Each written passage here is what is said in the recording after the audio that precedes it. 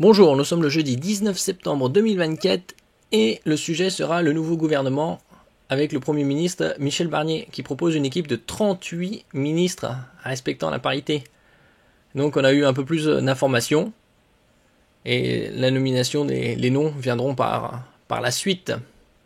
La composition du nouveau gouvernement se précise. Michel Barnier envisage de nommer 38 ministres dont 16 de plein exercice, a appris France Télévisions de la part d'un participant à la réunion qui s'est tenue aujourd'hui à 15h. Ils ont parlé pendant une bonne heure et demie. Dans le détail, le Premier ministre ambitionne de former un gouvernement avec 16 ministres de plein exercice, dont 7 issus d'Ensemble pour la République, 3 des Républicains, 2 du Modem, 1 du Parti Horizon, 1 de l'UDI, 1 d'hiver droite et 1 d'hiver gauche. Le locataire de Matignon doit être reçu à l'Elysée à 19h. Donc en fin d'après-midi, début de soirée. Si le président de la République valide la composition du gouvernement, le Premier ministre présentera sa déclaration de politique générale le 1er octobre. Donc dans un peu plus de 10 jours. Selon l'entourage de Gabriel Attal, président du groupe des députés Ensemble pour la République, cette déclaration sera construite avec les présidents de groupe, autour de 3 blocs. Un sur la préoccupation des Français, ouais, ça c'est tout à fait normal, hein. Un sur le régalien et la tranquillité, et le dernier sur la dette et le budget. Selon cette source, Michel Barnier a clarifié sa ligne sur l'immigration, rigueur et humanité. Le Premier ministre a encore insisté sur la maîtrise des dépenses et promis qu'il ne ferait pas de hausse d'impôts sur les classes moyennes et les Français qui travaillent. Enfin, le budget se construira à partir des lettres plafond envoyées cet été, toujours d'après cette même source. Donc les classes moyennes sont épargnées par les hausses d'impôts. Les Français qui travaillent, donc ça peut... C'est tout le monde, hein, puisque leur soi-disant chômage est aux alentours de 7,5-8. Et pour ceux qui sont au-dessus, la classe supérieure, pour une bonne partie, sont à l'étranger. Alors, ça a commencé à 15h cet après-midi. Début d'une réunion décisive à Matignon avec les partis politiques. Les premiers élus conviés à la réunion organisée à 15h par le Premier ministre Michel Barnier, sont arrivés à Matignon. Le président du groupe de la République, de la droite républicaine, à l'Assemblée nationale, Laurent Wauquiez, celui-là, alors qu'il agit là, lui.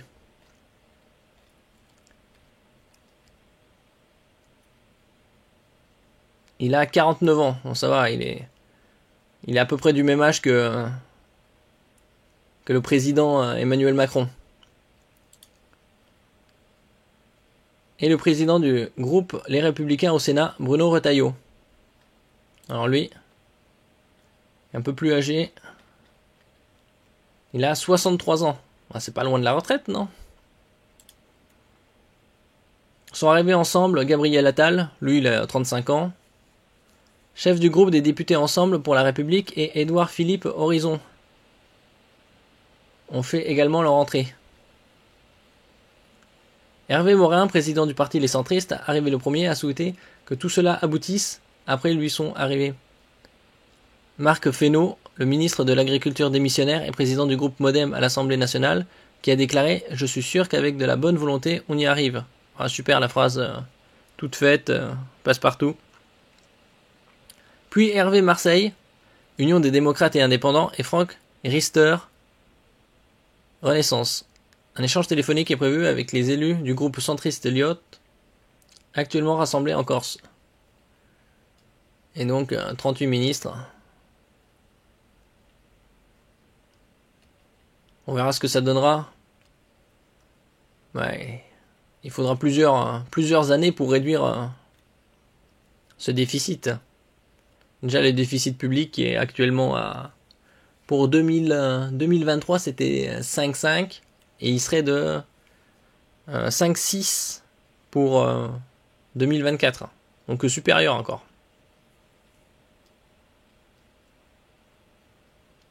Michel Barnier envisage un gouvernement paritaire, 38 ministres dont 16. Plein exercice selon Attal.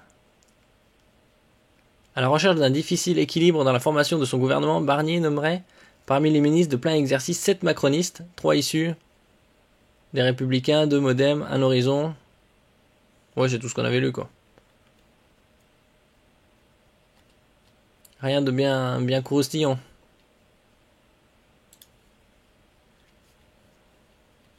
Ah oui, alors, François Hollande explique que si Macron n'y arrive pas, c'est grave pour le pays. Ouais, c'est déjà grave pour le pays depuis, on va dire, 2017. On était à 2200 milliards, et là on est quasi à 3400 milliards de dettes. Macron et Barnier se verront en début de soirée. Super. Le nouveau gouvernement fait du budget Attal son budget, dénonce Éric Coquerel après réception des documents de Matignon. Alors que les services du Premier ministre ont indiqué jeudi avoir transmis aux commissions des finances de l'Assemblée nationale et du Sénat les documents budgétaires élaborés par le gouvernement démissionnaire, en vue de projet de loi de finances pour 2025, Éric Coquerel a réagi. Après la réception de ces documents, le président de la commission des finances de l'Assemblée nationale a assuré que le nouveau gouvernement fait du budget Attal son budget. Donc il n'y a pas beaucoup de changements. Hein. Là c'était vers 17h30.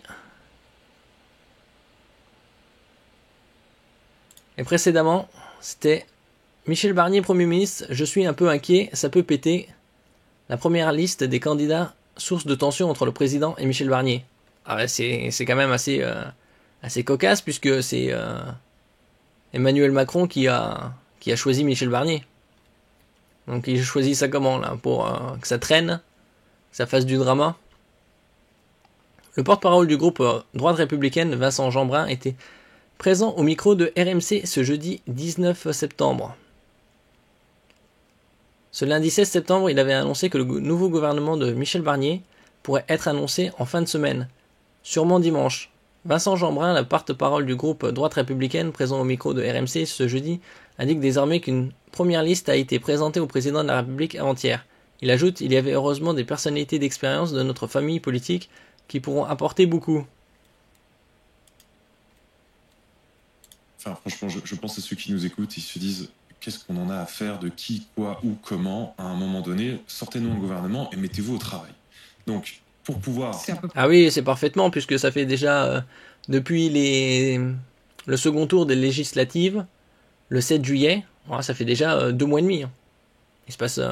on va attendre encore une semaine ou deux, le temps qu'ils fassent un gouvernement, le temps qu'ils se mettent en route, ils disent « Oh, c'est la fin de l'année, on va attendre le début de l'année prochaine, faire les bonnes résolutions. » À peu près ce que je vous dis. Pour pouvoir sortir un gouvernement, c'est à peu près ce que je vous dis. C'est pour ça que je sais qu'à cette antenne, on parle vrai, mais à un moment donné, pour pouvoir commencer à poser un gouvernement, il faut faire une première liste. Et cette première liste, elle a été présentée au président de la République avant-hier midi, avec un certain nombre de noms, ce qui a permis d'avoir une première discussion. Vous me confirmez que dedans, il y avait Laurent Wauquiez, Bruno Retailleau, il y avait heureusement des personnalités de talent et d'expérience de notre famille politique qui pourront apporter beaucoup. Et effectivement, dans cette toute première liste, il y avait des premières propositions. C'est la base d'une négociation. C'était pas, voilà, la liste définitive circulée, il n'y a rien à voir. Donc, on pouvait retrouver Bruno Retailleau pour le poste de ministre de l'Intérieur, donc à la place de Gérald Darmanin, Laurent Wauquiez à l'économie, à la place de Bruno Le Maire, Annie Genevard à l'agriculture. Alors, Annie Genevard, elle a quel âge, elle ? 68 ans. Ah oui, elle vient d'avoir 68 ans. C'est un peu... Ils prennent pas mal d'anciens. Ou encore Didier Migaud comme ministre de la Justice. Cette ambition de négocier. Mais c'est pas une question de lâcher, c'est une question de construire intelligemment. Parce qu'encore une fois, les Français nous regardent et je me mets à leur place. Enfin, j'étais hier dans une réunion publique dans ma circonscription. Je me disais, pardon, mais... moi je veux savoir comment je remplis mon caddie, comment je remplis mon frigo, comment je paye l'essence pour aller travailler, comment ça se fait que j'ai pas de professeur devant mes enfants à l'école, etc. Donc les sujets, c'est pas la petite tambouille politique, donc faut qu'on en... Bon, les politiciens répondront, vous savez, les temps sont durs pour tout le monde, mais nous réussirons. Ouais, après, voilà. Quelles sont les solutions ? Bon, ils en apporteront, surtout sur le papier, mais en pratique, on verra. Mais il faut qu'on en sorte intelligemment et durablement. Et c'est tout l'enjeu. Quand on parle d'équilibre... Déjà, à ce stade, on va revenir ensuite sur la question du budget, sur la question des finances, sur la question des impôts et les lignes rouges que posent les uns ou les autres. Mais à ce stade, Vincent Jeanbrun, ce que vous nous dites ce matin, vous qui êtes en lien avec Laurent Wauquiez, avec Michel Barnier, c'est que c'est pas bloqué. Il n'y a pas eu l'idée de Michel Barnier de carrément lâcher l'affaire, de démissionner, de renoncer. Mais ce serait un drame, pardon.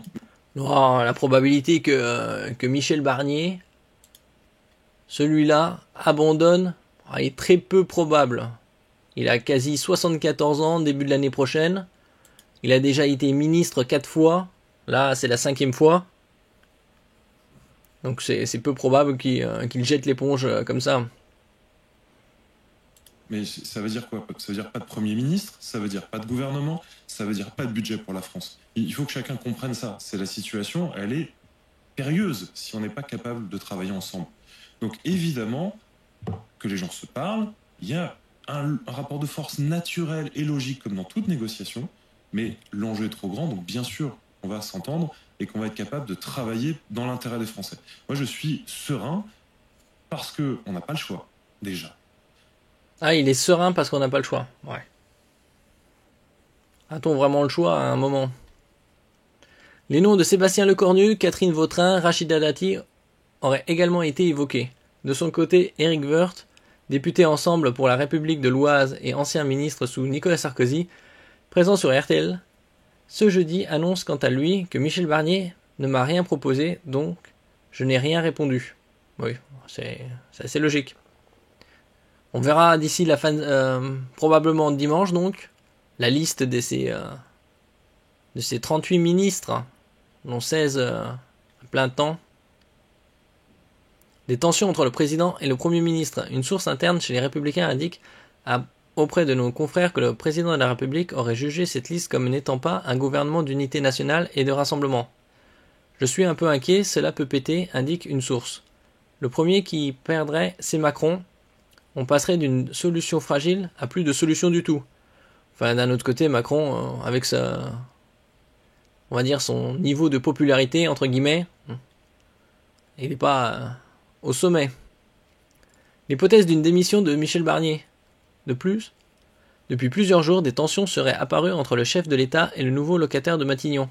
Certains commenceraient même à évoquer une possible démission de Michel Barnier si aucun compromis sur la composition du nouveau gouvernement ne venait à être trouvé. La différence entre Michel Barnier et Macron, c'est pas loin de 27 ans.